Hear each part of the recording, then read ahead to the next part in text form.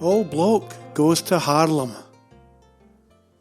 I'm not talking about the one in America. I'm talking about the original one in Holland. Where do I begin? Haarlem is definitely one of my favourite places to be. Just over half an hour bus journey from Schiphol Airport, the city is like a compact, classy version of Amsterdam. It radiates out from a bustling, cobbled square next to the great church, or Groot Kerk, which towers a good 75 metres over the pubs, restaurants and canal.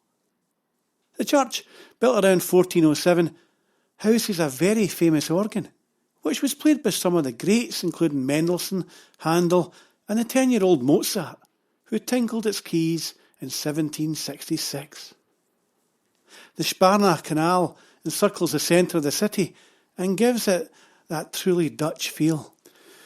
But it's the people of Haarlem I've come to love. Open and welcoming.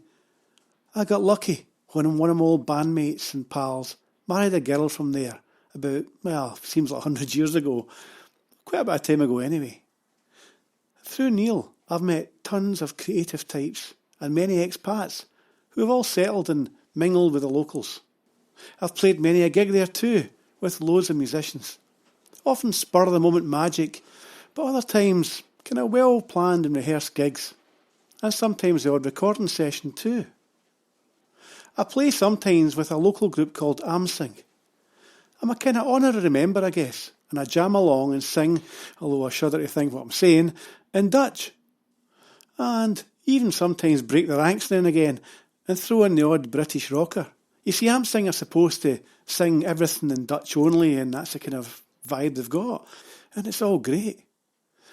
I've actually got to know one of the most famous artists and musicians out there, a guy called Eric Koelen. This old bloke here has collaborated on books with Eric, played gigs with him, and even been painted on a wall by him. That wee mural of yours truly can be found opposite the Café Contour bar in the middle of town, next to some real Dutch worthies and characters. They seem to like me over there for some reason, and the feeling is mutual. Every time I go, there's some party or concert or boat ride that makes my visit all the more memorable. There's some standout places too, like the Irish pub, now tucked behind the Groot Kerk, where the Chernies always make you feel welcome and cook some of the best kamikaze ribs on the planet. Many of the locals have become friends too, and I probably say hello to more people when I walk down the street in Haarlem than I do here in Alexandria. One of the most influential and patient people there is my Dutch wife, Esther. She's only a borrowed Dutch wife, because she's actually married to Neil. But she's just one of these people, who, she acts like a kind of catalyst. She attracts all these fun folk, and there's always good times whenever she's about.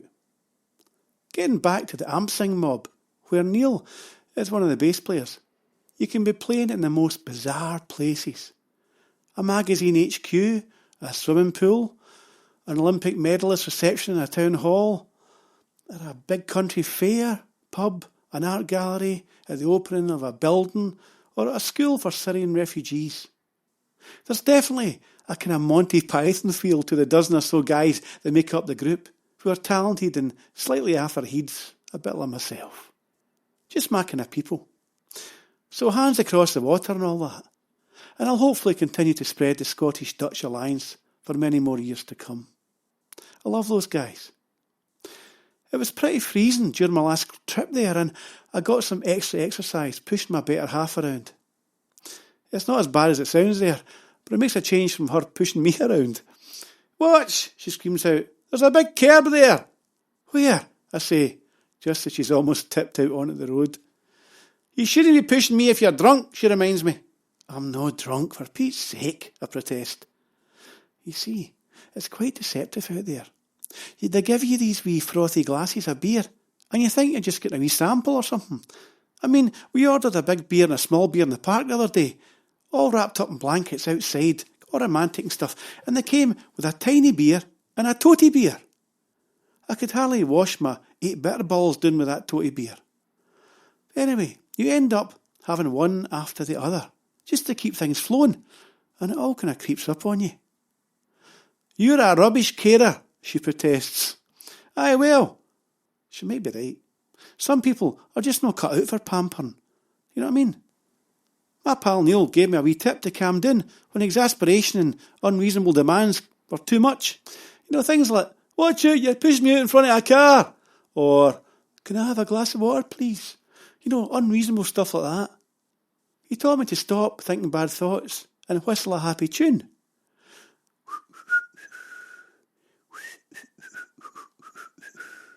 Something like that, but I can't whistle. But it kind of worked. And suddenly, the red mist lifts and the urge to tip her into the nearest canal flies away up into the cold Dutch air. And all the comparisons of the baldy guy in the wheelchair, you know, the one in Little Britain, being a complete pain in the ass, kind of fade away. The good thing was that all the eating and drinking was totally cancelled out by all that pushing I did. Anyway, it's off back home to pamper my better half, recuperate and rest before another blast of Holland sometime in the future. Thoughts of the big pub jam and sing-along the night before at the Wapen van Blumenthal are now just a distant memory. Tot ziens, dag, dankerveld, Haarlem. Oh, wait a minute. At the airport, I spy it. It's Murphy's Bar. They do great bitter balls there. And a nice full pint of Heineken. Ah, well. Ein voor de Vecht, or something like that.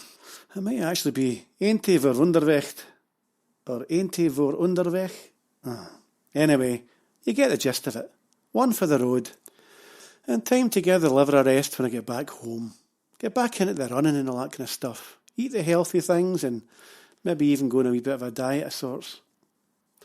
Holland's a great place. Haarlem especially. And part of me would probably like to live there a wee bit. But I don't know how to wangle that in these Brexit days. Anyway, remember, Old Bloke Goes Running is a book, an audio file, a Kindle, at the library, in bookshops. And there'll be a wee article coming out soon in a magazine I'll tell you about. But since I've been in Holland, Haarlem to be specific, and I'm coming from Glasgow myself, well, there's a book out by that guy I talked about earlier, Eric Cullen. And it's called Cityscapes. Eric's a great artist. And there's kind of stories in there about the connections between Scotland and Holland and Haarlem and Glasgow. And there's lots of his paintings and drawings in that book which link the two cities. Half of it's in Dutch, so if you flick it up one way, you get all these pictures of Glasgow and Haarlem, and there's a commentary all in Dutch. If you flick it the other way and start the other side of the book, it's in English. So, if you wanted something a wee bit different, and it's a cracking book, buy that Cityscapes book by Eric Cullen. You can find it on Amazon, anywhere in the world, so you can buy it in Holland or you can buy it here. Anyway, thanks for listening if anybody is listening, and until next time, ciao for now.